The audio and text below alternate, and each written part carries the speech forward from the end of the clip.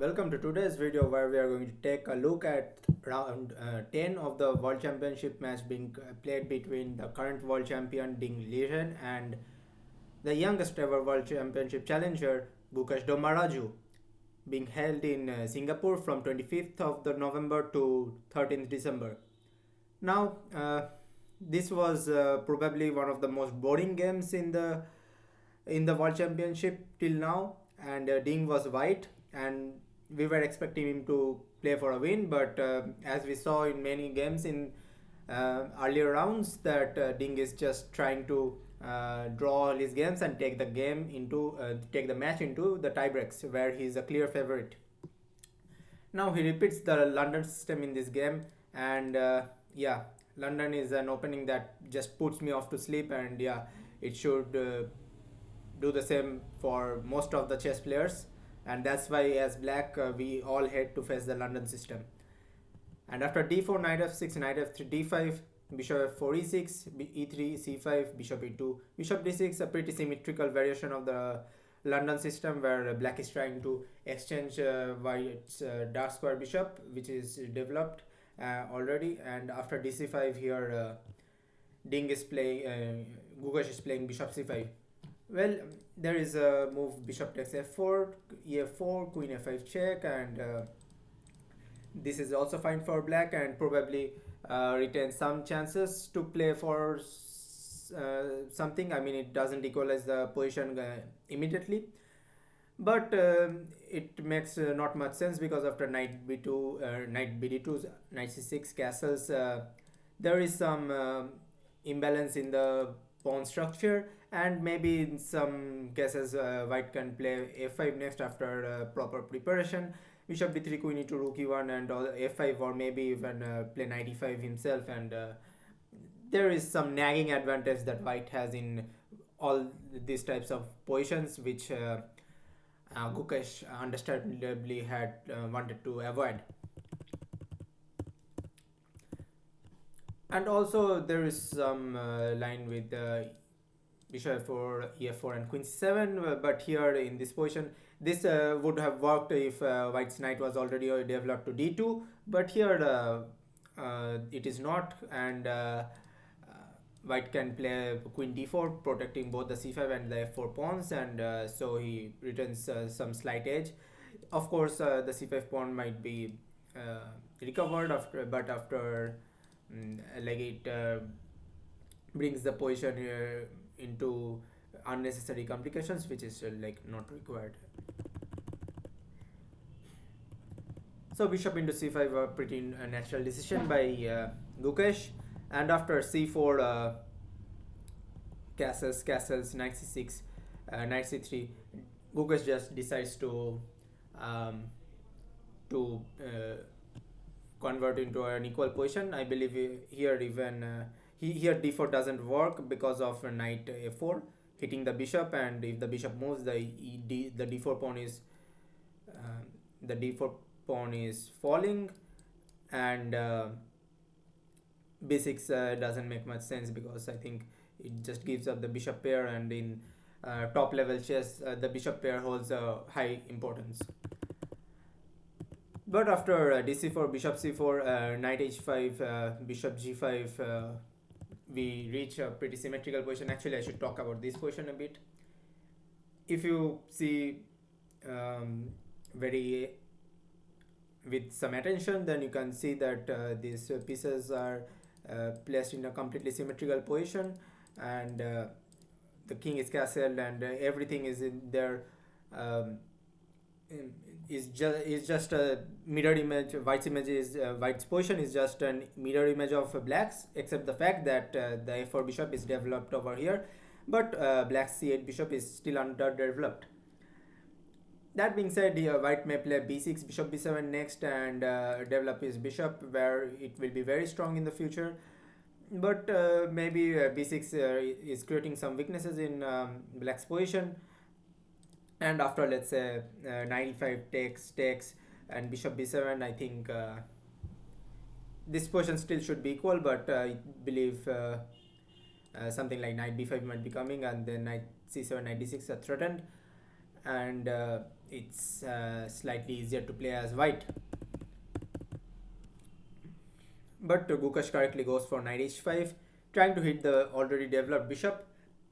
And after bishop g5, Gukesh is playing bishop e7. Well, there was a very easy way to end the game in a draw after, let's say, queen d1, rook d1, h6. This bishop is already short of squares, and after bishop h4, g5, um, white is forced to play bishop g3, and after takes, black has the bishop pair, but this bishop is still has to develop itself, and if something like b6, bishop b7 is played, there is always rook d7, because the bishop is currently guarding the d7 square, but after it moves to b7, the rook is free to penetrate into the 7th rank, and it might be pretty dangerous for for black.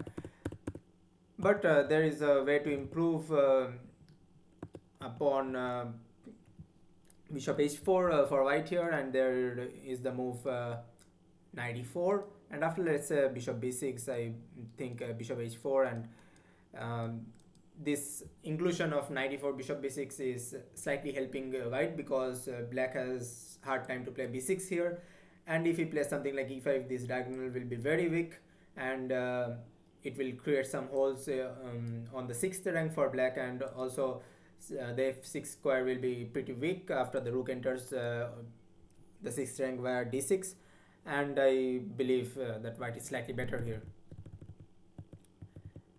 That being said, I really like what Gukesh decided to play here. After bishop g5, he just played bishop e7, a pretty natural move, and after knight e4, hinting at something like bishop g5, knight g5, where after rook d1, I believe black's knight is sidelined, and after it moves to somewhere like f6, it will, white is just going to take it, and I think white is slightly better in this position, or maybe better by a huge margin here, because these pawns are the f pawns are doubled, and the c8 bishop is not developed yet, and something like knight e4, knight d6, or knight c5 is coming here, putting more pressure on the b7 pawn, and yeah, I believe after knight e4, white is just much better due to his well developed pieces, and also his rooks are more active clearly. This c8 bishop is not only underdeveloped itself, but it also restricts the communication between the f8 and 8 rooks of black. But after, let's say, knight g5, there is knight f6, and here queen c2 is coming, and after knight e4, yeah, again rook d1 is coming, and then knight d6 is coming, and I think white is just very slightly better here. So Gukesh correctly doesn't play bishop takes g5, and after knight f6, bishop f6, queen d8, rook d8, takes, rook d1. We reach a pretty equal position, and after bishop d7, rook c1, a very important maneuver, creating the communication between black's rooks. After rook d8, king f1, king g7, a3, f5, king e1, king f6. Both players agreed to a draw very quickly, and you could probably argue that black's pawns are doubled and white has something to play for. I really like how Ding placed his pawns on the dark squares here. Like in the end game, you should use the Capablanca rule and place your pawns on the opposite side of your of the square of your bishop. Um, White has the light square bishop, so he placed all his pawns on the dark squares to control the dark squares, and black's pawns are pretty weak here. I mean, would be weak here, the e6 and f5 pawns, but since there is only one weakness, that is e6 pawn, and it is easily protected by the black king, it is not enough for white to press for a win, and the players here agreed to a draw. And it's a bit disappointing to see that Ding is just playing for a draw in all games, but it is a very practical decision from him, because I believe that he's a clear favorite and clearly stronger player in the faster time controls, and it the game is right now tied at 5-5, and four more games to go in the classical format. And tomorrow Gukesh is white, and I believe he will for surely come to press as white, and is very important for him because he must avoid tiebreaks at all costs, I believe. And yeah, this game was pretty boring for me. That's why I fell asleep, and I wasn't. I analyzed this game pretty late today. Okay, the main reason was exams, but okay. Anyways, not much to look at in this game. But yeah, I mean, you could expect a few boring games in the World Championship match. Um but till game 9, I believe most of the games except game 2 was were pretty entertaining.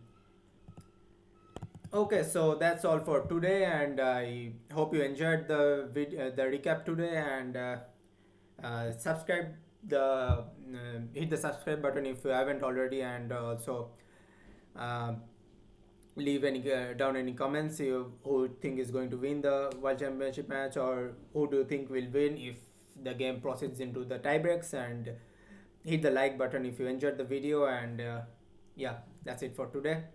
uh, uh, have a good day, afternoon, evening, night, wherever you're from, and yeah, see you tomorrow after game 11. Hare Krishna.